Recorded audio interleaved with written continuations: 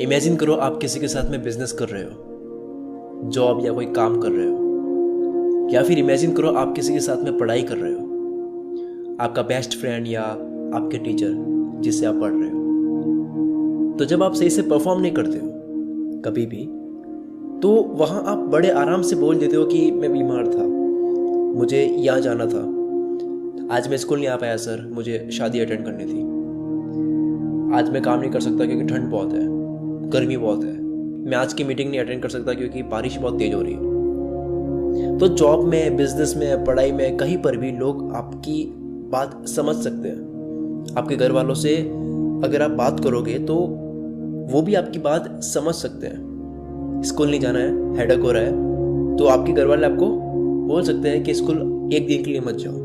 आपकी गर्लफ्रेंड भी आपकी बात समझ सकती है। इस दुनिया में सब आपको माफ कर सकते हैं। माफ करना एक एग्जैक्ट वर्ड नहीं है यहाँ, लेकिन आपको समझाने के लिए बोल रहा हूँ। जब आप कोई भी काम करते हो, उसमें अगर सही से परफॉर्म नहीं करते हो, तब आपको सब लोग छोड़ सकते हैं, माफ कर सकते हैं। आपको ये बोल सकते हैं कि ठीक है, अगली बार से अच्छे से करना, कोई बात नहीं। लेकिन आपके सपनों को कोई फर्क नहीं पड़ता।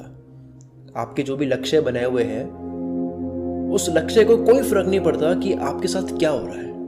आप रो रहे हो, मेहनत कर रहे हो, आपके साथ में कितना बुरा हुआ है, ठंड है, बारिश है, कोई भी आपके साथ में हो रहा है जिसकी वजह से आप काम सही से नहीं कर पा रहे हो, तो ये आपके सपनों को कोई फर्क नहीं पड़ता है।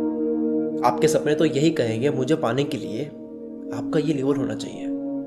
आपके जो भी लक्ष्य है, जितने भी लक्ष्य है या कोई एक लक्ष्य है, उस लक्ष्य को कोई सहानुभूति नहीं आपके लिए।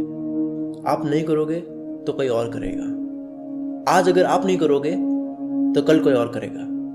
उस लक्ष्य को कोई फर्क नहीं पड़ता।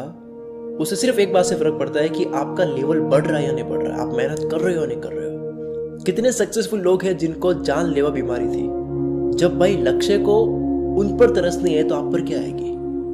मेहनत तो उनको भी करनी पड़ी। कोई सिंगर है तो आप उसके गाने इसलिए सुनते हो क्योंकि उसकी आवाज अच्छी है, ना कि इसलिए क्योंकि उसको कोई बीमारी थी, फिर भी वो नहीं रुका, उसने कभी हार नहीं मानी।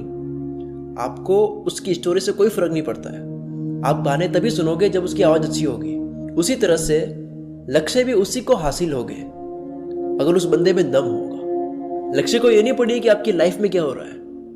अगर हमें एक लिस्ट बनाए उन लोगों की जो हैंडीकैप थे और फिर भी सक्सेसफुल बन गए, तो ऐसे कितने सक्सेसफुल लोग हो गए। तो ये लोग जब मेहनत कर रहे थे अपने अपने सपनों के लिए, तो इनको कोई लक्ष्य की तरफ से डिस्काउंट नहीं मिला था कि चलो आपकी बॉडी पैरालाइज हो गई है, आपके ये हेल्थ के इश्यूज है, आपकी ये फाइनेंशियल प्रॉब्लम है, इसलिए आपको इतनी ही मेहनत करनी होगी। आपको कम मेहनत में ही लक्ष्य मिल जाएगा। मेहनत तो उतनी ही करनी पड़ी, भले कैसे भी हालत हो। आपके घर वाले आपकी सुन सकते हैं, आपके पड़ोसी, आपके चाहने वाले आपकी बातें समझ सकते हैं, लेकिन लक्ष्य तो यही कहेगा, मुझे पाना है तो उस काबिल बनो। So friends, never give up. जिसको कर जाना है ना, तो वो कर ही जाएगा। वो बहाने नहीं बनाएगा।